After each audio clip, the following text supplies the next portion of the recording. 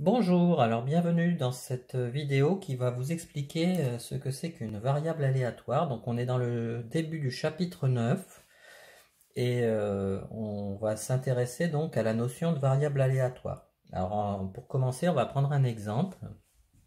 Ici, on a repris quelque chose de bien connu, c'est le lancer de deux pièces de monnaie bien équilibrées. Alors on peut faire éventuellement un petit arbre pour rappeler le principe. Donc au premier lancer, on a le choix, on aura comme issue pile ou face, et au deuxième lancer, donc on aura à nouveau pile ou face. Voilà. Alors si on considère que cette pièce de monnaie est bien équilibrée, enfin ces deux pièces de monnaie sont bien équilibrées, on obtiendra comme issue soit deux piles, soit pile ou face, pile et face, soit face et pile, soit face et face. Alors, on a donc quatre issues qui sont équiprobables et on va considérer un jeu qui nous permettra de gagner de l'argent suivant les issues de cette expérience aléatoire. Alors, à chaque fois qu'on obtiendra pile, on gagne 3 euros et à chaque fois qu'on obtient face, on perd 1 euro. Ainsi, donc, on peut définir une variable aléatoire, c'est donc un nombre réel, ici grand X, on va l'appeler grand X, qui va pouvoir prendre différentes valeurs suivant les résultats de l'expérience aléatoire. Donc ici, on a trois valeurs possibles pour grand X. En effet, si j'obtiens pile et pile, j'ai deux piles, donc je gagne 6 euros. Voilà. Si j'ai pile et face, donc j'ai un pile, je gagne donc 3 euros, mais j'ai un face, donc je perds 1 euro. Donc je gagne 2 euros. Si j'ai un face puis un pile, je perds 1 euro, mais je gagne 3 euros, donc je gagne à nouveau 2 euros. Et puis si j'ai deux faces, je perds deux fois de suite 1 euro, donc moins 2 euros. Voilà. Donc on a ici une variable x qui, en fonction du résultat de notre jeu, va prendre trois valeurs possibles, 6, 2 ou moins 2. Alors, on peut dire que x est une sorte de fonction des issues de notre expérience aléatoire, c'est-à-dire que x dépend de l'issue qui est donnée, donc x de pile pile donne 6, x de pile face donne 2, x de face pile donne 2 et x de face face donne moins 2. Alors on peut donc, ici on a donc défini une variable aléatoire. Donc la définition d'une variable aléatoire, c'est une fonction qui est définie sur un univers oméga, oméga étant en fait l'univers d'une expérience aléatoire avec ses différentes issues, à valeur dans R puisque x va être un nombre réel, et qui a tout élément de oméga, donc à tout élément de notre ensemble d'issues, va faire correspondre à un nombre réel. Alors on peut résumer ça selon ce schéma. On a un univers avec une expérience aléatoire qui comporte différentes issues. Alors ici, on en a mis par exemple 5, E1, E2, E3, E4, E5. Bon. Et à chaque issue, on fait correspondre un et unique nombre réel. Donc par exemple, les issues ici, E1 et E2, font correspondre le même nombre réel. E4 fait correspondre à un nombre réel x2, etc. Donc toutes les valeurs prises par x constitue l'ensemble des valeurs possibles de notre variable aléatoire.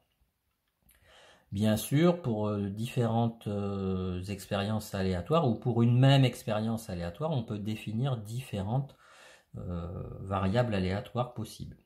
On pourrait changer les règles du jeu, par exemple, précédent, et obtenir des valeurs de gain tout à fait différentes en fonction des issues qui sont données. Alors, on a en général pour habitude de donner comme nom à une variable aléatoire une lettre majuscule. Grand X, grand Y, grand Z, bon, ça peut être autre chose. Alors on note aussi des événements particuliers. Quand grand X, notre variable aléatoire, vaut un nombre précis petit a, x égale a, c'est l'événement, la variable aléatoire x prend la valeur a. Donc dans notre exemple précédent, la variable aléatoire pouvait prendre la valeur 2. Donc ça, l'événement x égale 2 aurait été noté comme ceci. Notre variable aléatoire peut être supérieure ou égale à une certaine valeur, donc on va le noter comme ceci. Évidemment, on peut aussi utiliser des notations avec strictement inférieur, strictement supérieur ou inférieur ou égal. Donc dans le jeu précédent, on a par exemple x égale 6, c'est l'événement, le joueur gagne 6 euros. X supérieur à 0 strictement, c'est le joueur gagne de l'argent, il n'en perd pas, donc il y avait 3 issues possibles où le joueur gagne de l'argent. Et l'événement x égale 2 ou x égale 6 constitue donc les événements x égale 2 et x égale 6 constituent les deux événements qui composent l'événement x strictement supérieur à 0. Donc une fois qu'on a défini une variable aléatoire, on peut en définir une loi de probabilité, c'est-à-dire donner pour toutes les issues de l'expérience, pour toutes les valeurs possibles de notre variable aléatoire, on peut donner la probabilité que cette variable aléatoire prenne cette valeur-là. Donc ici, si je reproduis rapidement l'arbre qu'on avait fait tout à l'heure, on a donc cet arbre à 4 issues. On a donc les issues PP, PF, FP et FF. Pour chacune des issues, on a une valeur possible de gain suivant la règle du jeu qu'on avait établie au départ. Donc ici, l'issue PP nous donnait un gain X en euros qui est donc de 6 euros. Là, on avait 2 euros, 2 euros et ici moins 2 euros. Donc la probabilité que la variable aléatoire X prenne la valeur 2, eh bien ici, c'est la probabilité qu'on ait PF ou FP. Donc comme on a 4 issues, tout équiprobable, ici, il y a une chance sur 2 qu'on ait 2 euros puisque on a 2 issues sur les 4 possibles. Donc on a 2 sur 4, c'est-à-dire une chance sur 2. Pour qu'on ait 6 euros à l'issue de ce jeu, donc que la variable aléatoire prenne la valeur 6, il y a une seule des issues possibles sur les 4, donc une chance sur 4. Et qu'on ait moins 2 euros, on a aussi une chance sur 4. Donc la probabilité que la variable aléatoire prenne la valeur 2, c'était donc P, la probabilité d'avoir PF, plus la probabilité de P, la probabilité d'avoir FP. Donc c'était 1 quart plus 1 quart, ça faisait 1 demi. Voilà comment on peut donner une loi de probabilité d'une variable aléatoire. Tout ceci peut être résumé dans un tableau, donc dans lequel on va placer en première ligne les valeurs possibles de notre variable aléatoire. Donc ici, notre variable aléatoire pouvait valoir par exemple 6, 2 et moins 2. Et les probabilités correspondantes, donc c'était une chance sur 4, donc 1 quart pour moins 2 et 1 demi pour 2 euros. C'est un tableau donc qui résume la loi de probabilité de la variable aléatoire x correspondant au jeu qui est donné dans l'exemple du cours. Alors, on peut généraliser et définir donc une loi de probabilité sur un univers oméga d'une variable aléatoire qui peut prendre différentes valeurs, x1, x2, xn, donc suivant les valeurs que peut prendre notre variable aléatoire. À chacune de ces valeurs, on associe à toute valeur la probabilité que x soit égal à l'une de ces valeurs et on représente le résultat ici dans un tableau pour chacune des valeurs possibles de notre variable aléatoire. On a sa probabilité et qu'on peut noter P1, P2, etc., Pn s'il y a n valeurs possibles de notre variable aléatoire.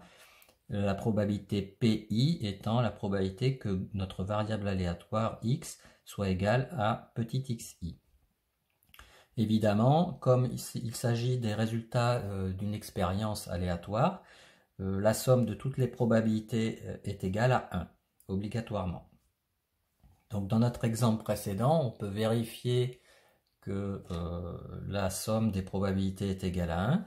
On a bien P de x égale 6 plus P de x égale 2 plus P de x égale moins 2, qui nous donne ici, donc, alors qu'on pourrait appeler P1 plus P2 plus P3, puisqu'il y avait seulement 3 valeurs possibles pour notre variable aléatoire x, qui font donc 1 quart plus 1 demi plus 1 quart, et ça fait bien 1.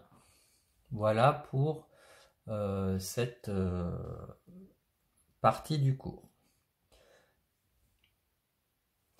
Alors je terminerai rapidement par la présentation d'un graphique qui nous permet de représenter cette loi de probabilité.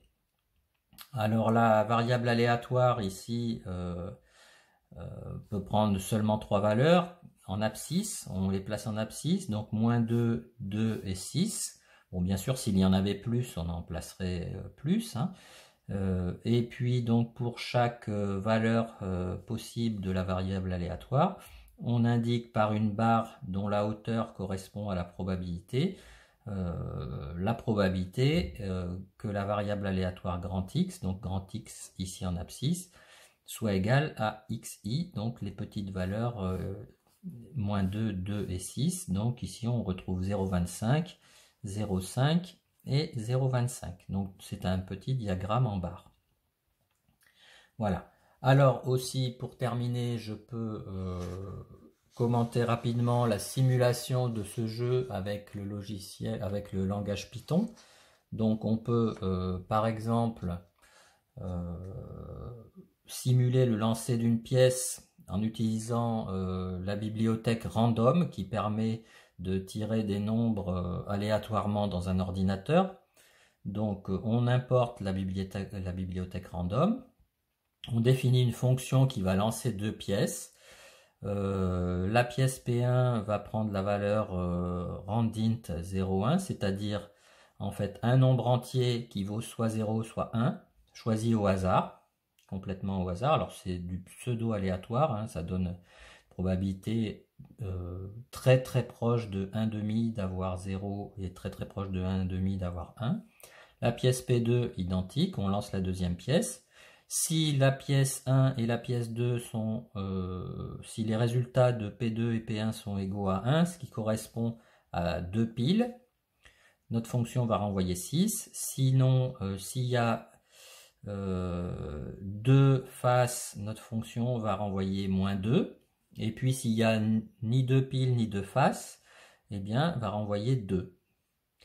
Donc notre programme principal qui va appeler cette fonction, qui est lancée de pièces, va juste calculer une variable x qui va prendre la valeur de ce qui est renvoyé par la fonction, donc soit 6, soit moins 2, soit 2, en fonction du résultat.